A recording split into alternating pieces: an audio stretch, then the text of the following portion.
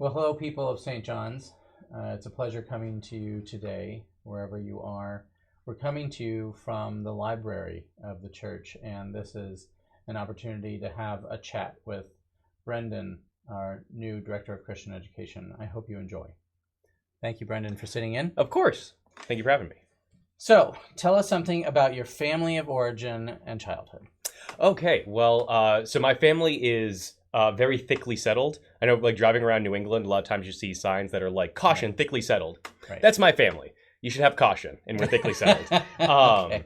Yeah, my parents grew up a block apart from each other in Worcester, Massachusetts. The Gully and Mahoney families knew each other very well. They were actually set up on a blind date by my Auntie Susan. She was my Auntie Susan at that point. I didn't exist. Yes. They were set up on that. And yeah, we just grew up like, my whole family was pretty much within a 5-mile radius, more or less. There were a couple who had made their way to Connecticut and so forth, but pretty much we're all stuck there. And I'm maybe one of the furthest ones out living in Boston. So growing up, family was the most important thing. It informed the way we saw the world, the way we saw our responsibilities towards each other. And it was just like a great source of fun growing up. I had lots of cousins to play with. And so like, Easter, Thanksgiving, Christmas were very chaotic times, but very fun times growing up. Right. Yeah. Excellent. Thank you. What was one of the best experiences you had in church prior to high school graduation? So that's a good question. So we grew up I went to another St. John's, actually. I went to St. John's in Worcester, Massachusetts. And the high school I went to, St. John's, was named after that St. John's in Worcester. So St. John's the Evangelist as a figure I'm very familiar with because of that. It was St. John the Evangelist? It was St. John the Evangelist. Okay. We didn't have evangelist in the title, Sure. but that's the John it was. Yes. Not the Baptist. So it was, a wonderful parish growing up. Father Madden was the priest I had growing up. Just a very gentle, kind, considerate, very passionate person. We didn't have a mission trip, not that I knew of at least. So I wasn't able to go on that in middle school and high school, but there was plenty of opportunity to serve. And that's what was really interesting to me about being involved with the church, because I always wanted to feel like I was making a difference and actually doing something. And so I remember for my confirmation class, we had to do a day of service. It was around Thanksgiving time, where we were packing these kind of crates with, frozen turkey and stuffing and cranberry sauce and all those goodies. So we were packing all those things together. And I remember doing it being maybe a little disinterested. And I got to do this for confirmation and all that. But it was one of the last cars, and I remember this very specifically, one of the last cars that we were going to pack up. People would kind of bring their cars. We'd help them out because the stuff's heavy out to their car with it. And I was bringing this one of the last baskets we had with this woman who was maybe in her 30s, and went and brought the basket to her car. And when I opened up the backseat of her minivan, I saw 3 car seats. They were empty, but there were 3 car seats in the van.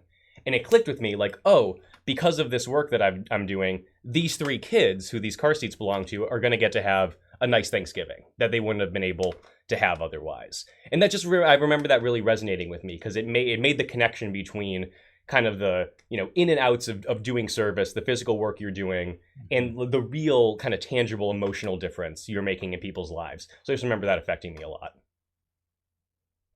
Outstanding. Has anyone talked to you about our feeding of the 96,000 we did here? I heard about it very well, yes, which I am deeply impressed by. I didn't feed 96,000 people that day. But... No, it's not a competition, but we'll do that again sometime. Yeah. Do you have a favorite memory from, say, a family vacation? So vacations were very simple growing up, but super fun. We went to, and again, going back to like family being at the center of everything, it would probably be my family, my little nuclear family, then like 5 or 6 cousins, some aunts and uncles. We would all kind of be in and out of the same cottage down on Cape Cod over the course of a week, which was really fun. So it was very simple. We would just go out to the Cape and in Martha's Vineyard sometimes. And I remember for like maybe 5 years in a row, we went to this cottage down on Martha's Vineyard. And for some reason, I remember I was probably like 7 or 8 years old. The ferry ride over to Martha's Vineyard was like the most fun thing. I don't know why, but that was the best part of vacation, is when I got to take the ferry ride over and take the ferry ride back. I felt like I was an adventurer out in the middle of the ocean for those 2 miles or so of ocean that are between Falmouth and Martha's Vineyard. But I just remember that being a very fun experience. I don't exactly know why, but I just always remember looking forward to the ferry rides. You ever consider the Navy? No, my dad was in the Navy though, so that's probably part of it. Okay. Probably part of it. Okay. Do you remember where on the Cape you would go? Do you have any idea? Yes, so we would go to Harwich. We went there a number of years. I want to say we had another place in Dennis that we went to when I was younger. And then for the past maybe 6 years or so, we've gone to a few places in Falmouth. So a little bit closer, yeah. Okay, great. It just, you mentioned that, and often we would vacation in Wellfleet. So. Oh, okay, yeah. I actually, I did spend a summer in Truro, which is right next to Wellfleet. I love that part of the Cape once you get out towards P-Town. Yeah, excellent. All right, so what was it about the college that you attended that made you want to go there? So I went to St. Anselm College, for people who don't know, which is a tiny little liberal arts school up in Manchester, New Hampshire. Catholic college. There's Benedictines who live on the campus, so it's a kind of weird meeting of worlds where you have a bunch of monks walking around in their old kind of vestries, but like on their iPhones. So that's very fun. But I remember, so I actually didn't tour St. A's until after I had committed there. It's kind of a long story. I was a professional college applicant. I applied to a bunch of schools, all the essays, all the supplemental stuff, the SAT subject tests and all this stuff. And I'd applied to a bunch of schools, gotten into a lot of them, and I was looking through, and I'd gone to lots of college tours, and by the end of that process, I was burnt out, and St. A's, I guess, fell off the list. I wasn't able to make it to one of their open houses. But then ultimately, when it came to the decision, I realized, I really, from what I've read about it, and I have some friends who went there, it seemed like the place for me. It was a smaller school. There was a big focus on the humanities, even if you weren't, I was studying political science, but even if you were studying biology or pre-med or something, or nursing, they have a great nursing school there, you were, expected to take some theology and some philosophy courses, some literature courses.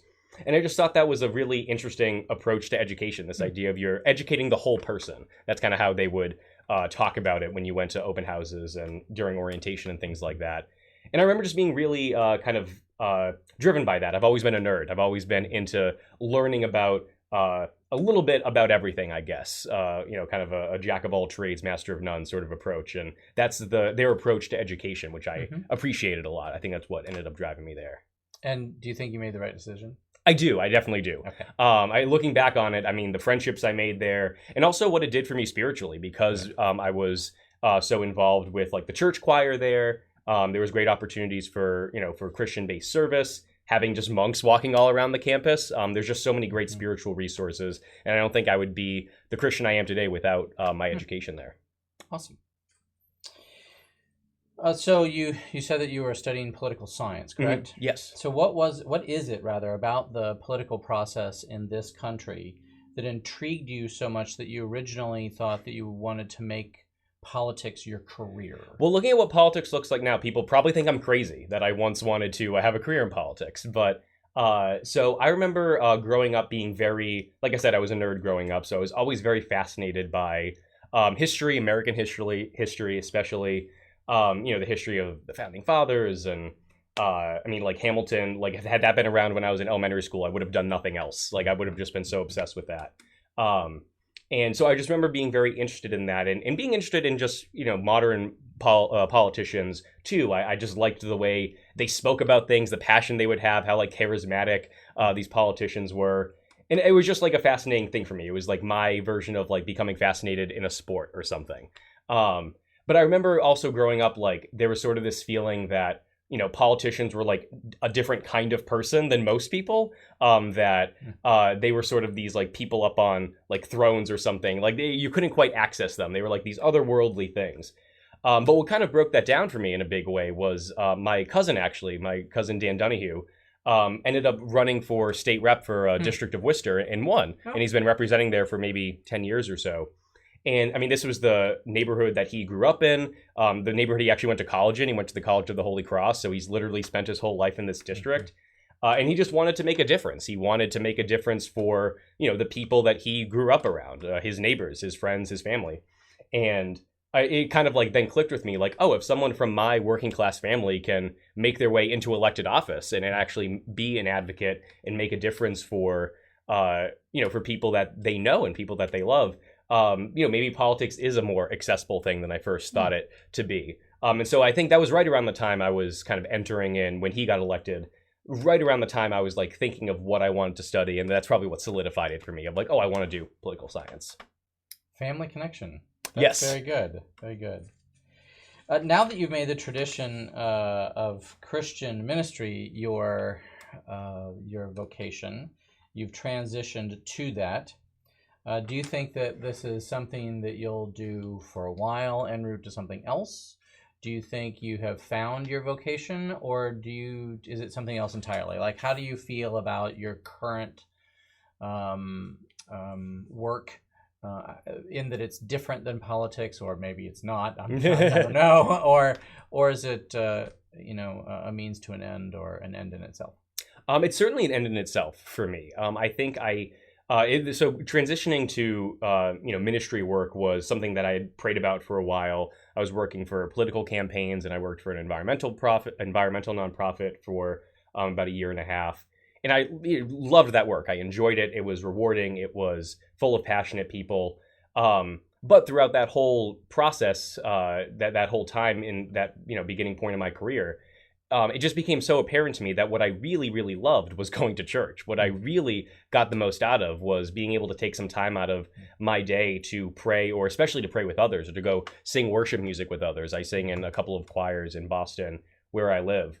And because I'm a sort of a cerebral person anyway, I started like thinking about this a lot and praying about it and thinking like, maybe this isn't just something I enjoy. Maybe it's a real calling.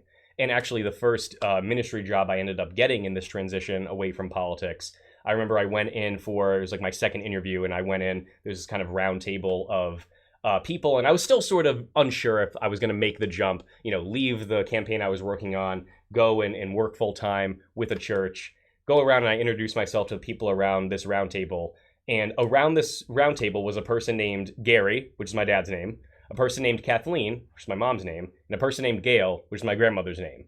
And I was like, okay, well, if God's telling me something, it might be that this is a path for me, that this is actually where he wants me to be. So at that point, I sort of threw my hands up and said, all right, I'll lead. I will follow where you lead, and this is where it's led me. So I think I definitely made the right choice. Good. No regrets so far. No regrets so far. What was the first thing you perceived about this St. John's, which made you think that it might be the right place for you? So it was probably in our first interview that we had. It was you and I and a couple of other people from the vestry and other volunteers, done over Zoom, as everything is done these days. And I remember being just very struck by the fact that pretty much everyone there, except for yourself, I believe, was a volunteer. Someone who was really involved deeply with the leadership of the parish, but was just volunteering their time because they felt it was an important thing to do.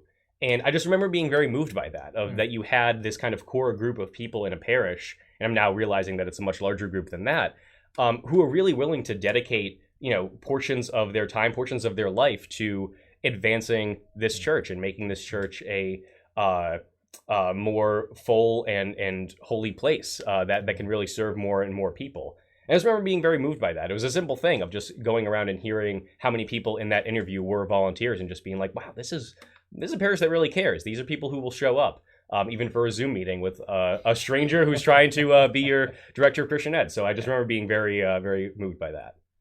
Outstanding. I didn't know that, by the way, folks. I'm learning that also with you right now. Good, thank you for that. Yeah. Well, and of course your charm as well on that interview, of course, made me realize like I had to be there. So, how's it going so far here? Is there anything that has surprised you? So I mean, I've just been continued to be surprised by just how kind of rich the involvement is here at the parish, how many wonderful programs and ministries already exist, kind of making my job easier as I'm going in and trying to figure out how do we create a full and comprehensive Christian education program that serves all ages. And there are so many people already being served so well. And so I just remember being very pleasantly surprised by that, of how many great programs there were, how many dedicated volunteers you guys have running those programs. And just how willing everyone was to, introduce themselves. And obviously we can't shake hands right now, but either giving an elbow bump or sending a very nice email, introducing themselves, letting them know that they're here to help. that just has been super. Well, I guess I shouldn't be so surprised because I was very moved again in that first interview, but was a pleasant surprise to see just how much people were willing to step up to make sure we can all succeed together. Yeah, it really is a really truly great community. You'll continue to find that what you've already gotten a taste for will only be amplified as you I have no doubt learn more people. Yeah. So as of now, is there anything that you hope to learn from us, learn from the people here? So the biggest thing is just learning more about the needs of the community, both larger Duxbury and the community right here at St. John's, figuring out what groups need a little bit more attention, what age groups are not being quite as fully served as they really should be and can be with the wonderful parish here. So I'm just really interested to learn more again from the lovely volunteers and parishioners and community you have here, what the needs of the Duxbury community are, what the needs of the St. John's community are, and what I can do in that mission of making sure that we keep evangelizing the good news of Jesus Christ and the good news of everything we have going on here at St. John's the Evangelist. Preach it. Preach it. So is there anything in conclusion that you'd like to tell us that we haven't already talked about? Well, we've gone over quite a bit. I just would like to say a big thank you to you for sitting down and introducing me again to everyone watching at home. A big thank you to everyone watching for all your kind words and just how welcomed you've made me feel these past 3 weeks or so, although it feels even a little bit longer than that or shorter than that, depending on the day. And yeah, so just a big thank you to everyone who has just made me feel so welcome. And please don't hesitate at all to reach out to me with any questions about what's going on with Christian education, or if you just want to sit down and learn a little bit more about me, happy to do that as well. So please feel free to do that. It's just education@stjohnsduxbury.org. I check it all the time, and if you want to sit down or answer some questions or just have any questions for me, please don't hesitate to do that. Thank you, Brendan. Thank you very much. God bless everybody. Have a nice day. Bye-bye.